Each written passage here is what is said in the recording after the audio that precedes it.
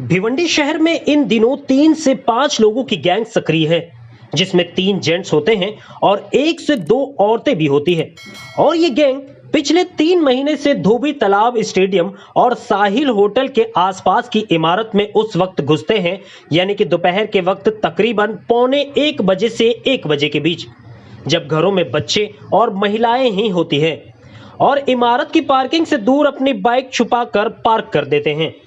इमारत में चढ़ने के बाद घरों की बेल बजाते हैं और 3 से 4 घर की बेल बजाने के बाद जब घर से कोई निकलता है तो उन्हें कहते हैं कि हम अपने ही मोहल्ले से आए हुए हैं और मोहल्ले में फला फला भाई को हार्ट अटैक आ गया है या फिर पैरालिसिस अटैक आया है, 5 से 6 हजार इलाज में कम पड़ रहा है, हम उनकी मदद के लिए आए हुए हैं।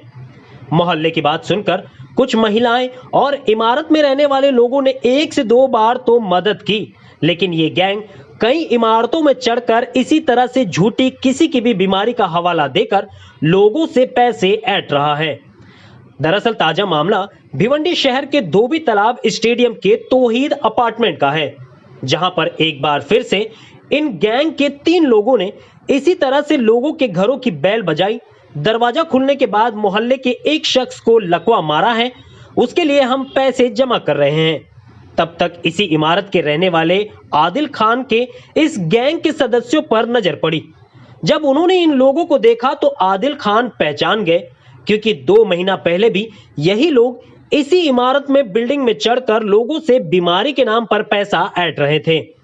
जब आदिल खान ने इन लोगों से उस शख्स का नाम पूछा और उसके घर तक चलने को कहा तो इन लोगों ने वहां से भागना ही ठीक समझा, जैसा कि आप इस सीसीटीवी कैमरे में देख सकते हैं।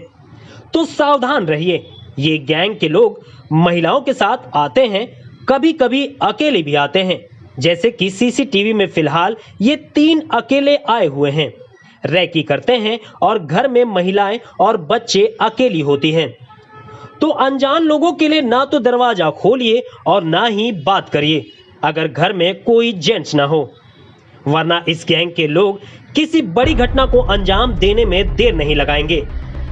तो सावधान रहिए और सतर्क रहिए।